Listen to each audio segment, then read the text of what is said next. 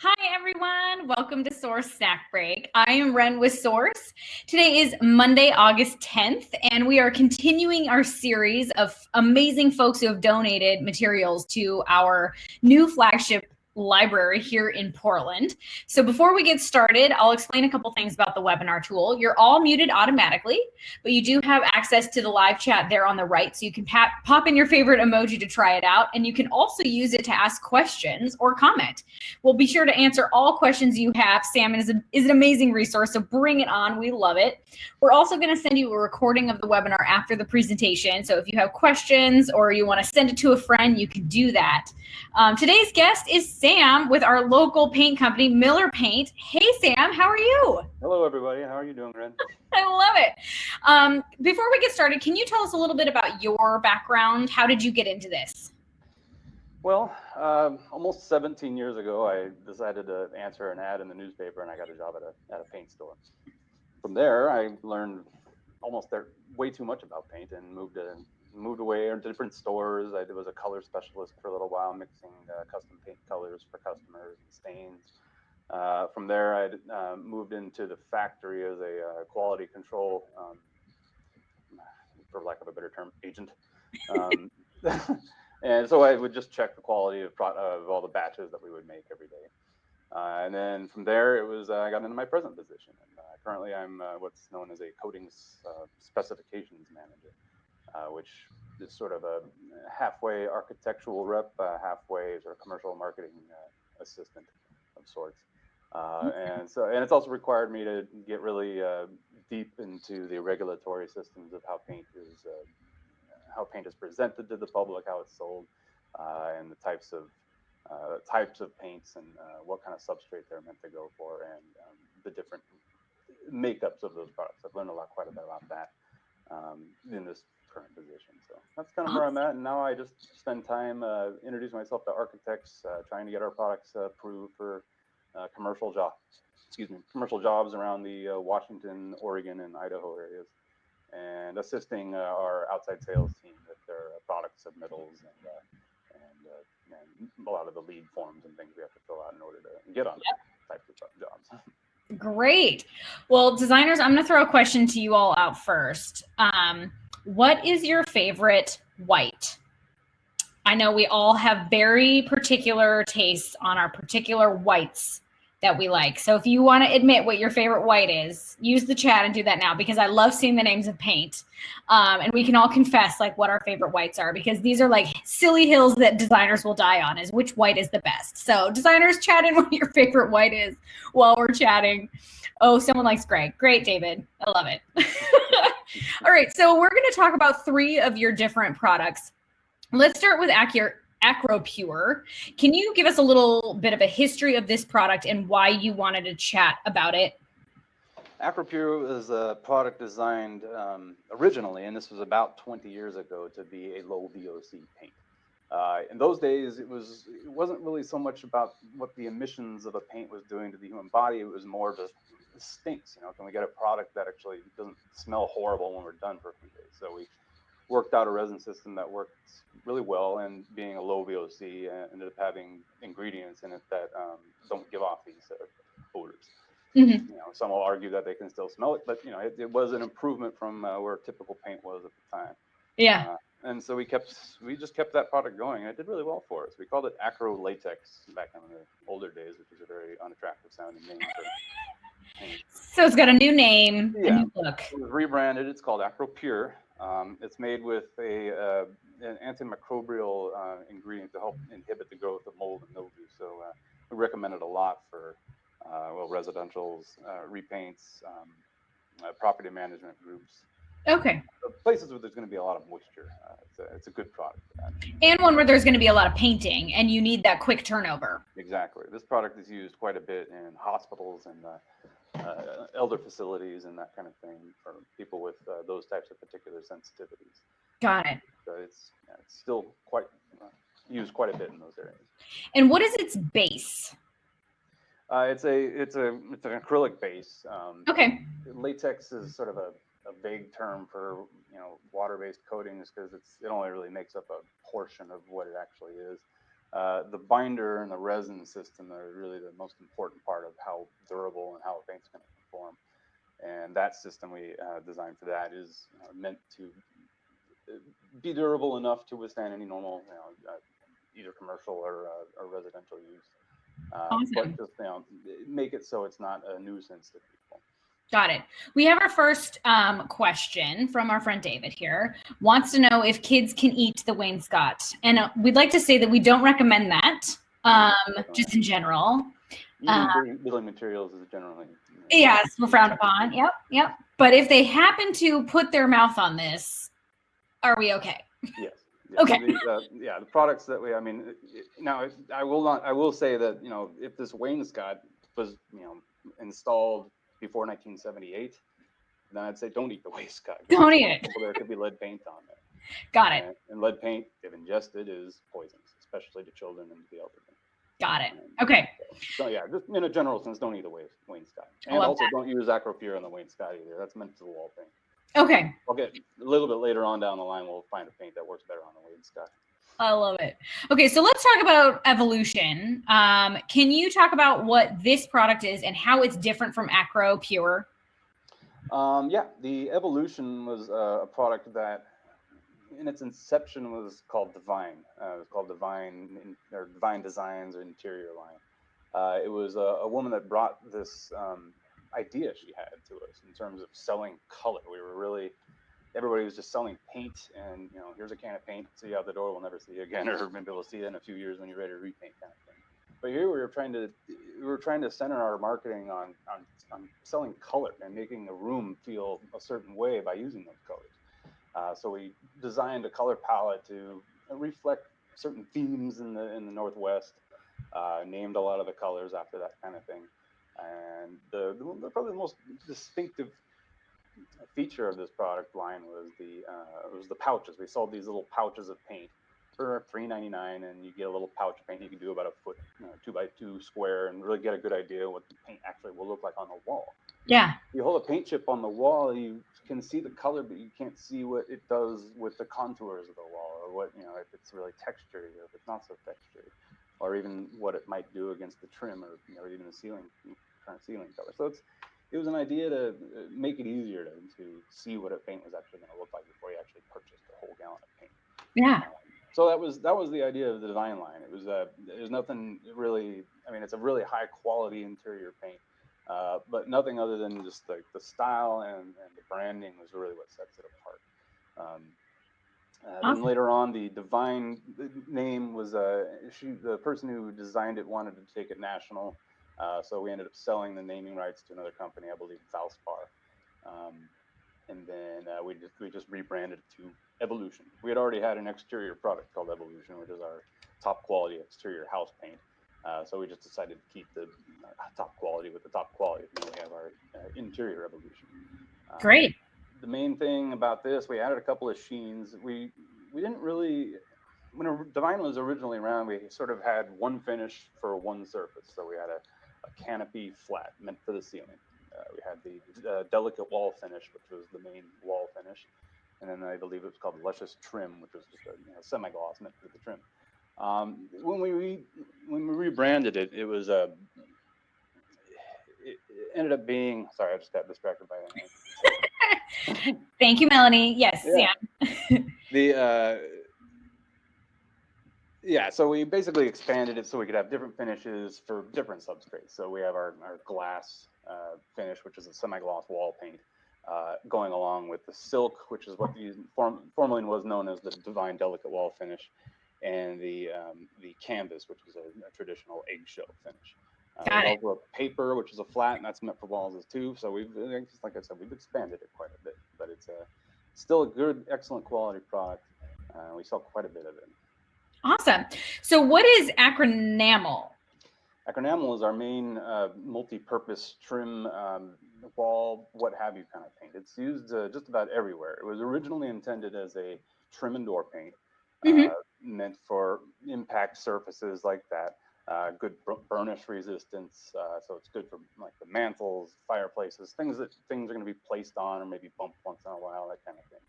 It's a harder drying acrylic resin that will basically just will hold up really nicely against any type of normal wear and tear. So is this the wainscot paint for Yes, David? this is the wainscot paint. Got it. Exactly. You can use it on exterior furniture if you like. Oh, wow. Yeah, it's a good paint for both inside and out. I recommend it for front doors all the time. If anybody's familiar with Trinity Episcopal Cathedral down on about 17th and Northwest Burnside-ish, they're using it on the front red doors, big red doors there. So that's, that would be something to look at to get an idea what it might look like. But it's a durable product, and it will hold up very nicely both inside and outside. Great. So before we go on, can you explain like what makes up a paint? Like what goes in it? There's three basic, what do you call it? Ingredients. Or ingredients. Yeah. There's sub ingredients in between the categories, but it's basically vehicle, resin, and solvent. Okay. Well, yeah, and the solvent and the vehicle kind of go hand in hand, but basically the solvent is what carries all the pigment is the third main category of what goes into it. So you have pigment, resin, and vehicle or water basically. Yeah. So you use the water to spread the pigment out onto the surface, and then the resin is what glues in all the pigment once it dries. The water just evaporates out of it and goes away and leaves everything else behind. Got it. Basically, it's been like that for probably 10,000 years. Right. But that gets into the next thing you want to talk about, which is when it comes to material transparency, paint is sort of a tricky thing to crack. Can you talk a little bit about your work in terms of helping Miller do some material transparency, and what does it mean for a manufacturer to take that on?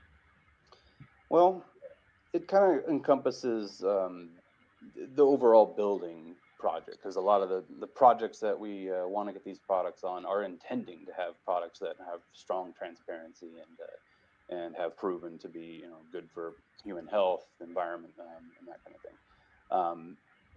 So working with that, we can try to get on project. There are a number of projects out there that want that to be their main feature of what their building is, and some still just do it the old-fashioned way, and they're not really looking to boast of that when their building is done. So I've noticed the industry is starting to pick up, especially when it comes to governmental buildings, educational facilities. They're really pushing those types of transparency in product lines. Mm-hmm. So from my perspective, we've been slowly working on it. For a company our size to make the investments necessary in order to have the recognized transparency regulatory materials, it represents quite an investment. Yeah. And it's the type of thing that a very large company like our main competitor, Sherwin-Williams or Benjamin Moore, they have the resources in order to be able to really nicely put that out there and get everything available that they possibly need. Mm-hmm. They're able to do almost every one of their product lines, where we have to kind of choose, how we're going to go, because it represents an investment, and it's also a continued investment. You have to be reevaluated every few years or so to make sure that things haven't changed or that you haven't reformulated the product or anything like that. So it's a continued investment for us to do. And by investment, we mean it's not just your time, you personally, Sam, Mm-hmm. your time. It's also an investment in understanding what's in your product, which sometimes takes a little time to do some digging into. And it's also an investment of money. Mm-hmm. And that some of these labels and certificates do take a financial investment. And so understanding what it is that designers are looking for and how you can best match that with what your company is already doing is another investment. Is like, it's not just, do we have the time to do this? There's a lot that goes into it, especially for a smaller local company like yours. Exactly. And having a lab and our facilities close by, and we know what goes into our paint. I've been asked many times, do we have the red list ingredients on our products? And can you make sure that none of these ingredients are showing up in the products? I could go to the lab and ask them, and they say, no, we don't put any of that stuff in our products. But that's not good enough. We have to go through the regulatory bodies in order to make it recognizable and universal. Yeah. So it hasn't happened enough in near term to really get the attention of some of the superiors in our company, but I think it is now. Yeah. And I've also noticed other owner groups are starting to really take ownership of that kind of thing, especially like I was saying before, universities and educational facilities. I know that Oregon State University is going through a lot of work right now, and they are hiring environmental consultants, people that are just solely dedicated to making sure that the specs have products that are going to get to their goals in terms of sustainability and what they use on products. Yeah. So with that, armed with that knowledge, I feel like I can really get some attention on that. Yeah. Well, then I'll send a call to our designers on the line. Keep asking, because that's what moves it, right? Is keep asking. Demand will get us there for sure. Yeah. I also want to, before we listen to the customer's demand for the most part. Exactly. So we got to make that market. So designers, keep asking, do it. They are, so it's okay. Yeah, good. I love that. I will also point out before we move on that this is the color you're seeing on the screen and in Sam's background is the color of the year, lioness. Love it. Just wanted to point that out. Before we get to chatting about VOCs, can you talk a little bit about VOCs and how it relates to paint, and what should designers keep in mind or look for in specs or look for in safety data sheets? Well, volatile organic chemicals, or VOCs, are used in quite a bit of products, not just paint, but it's that new car smell. I'm sorry? It's the new car smell. That's exactly. VOCs. Yeah. Wonderful formaldehyde. Yeah. It's VOCs are used in all sorts of products, especially building products. In paint, it's mainly used in the additives we use in order to get a paint to do a certain thing. So if you want to paint a little bit more durable, you're going to have a little bit of VOCs that are going to be emitted from that. For example, our Acrinamel line, which is a direct-to-metal line we carry and sell mostly in commercial, is less than 100 VOC, and that falls into the California Air Resources Board category for that type of paint, direct-to-metals. We're under 100 VOC on that, and most of it's rust inhibitor, things that are going to keep metal from flashing or rusting, and that kind of stuff gives off VOCs. There are companies out there that are doing better in terms of VOCs for products like that, other than assuming that they're using resin package systems that they can afford and work with, and ones that maybe we can't get the pencil out quite right. But we're since we do mainly all our business in the Northwest, we follow along with the California governmental boards and and sort of how they go by it. Which is one of the most stringent. Yeah, it is the most stringent in the country. So most of our interior wall paints are all going to be under 50 VOC, and that includes the Acrinamel and the Evolution. The Acro Pure is actually less than 10 VOC, something like that. So it's very, very low.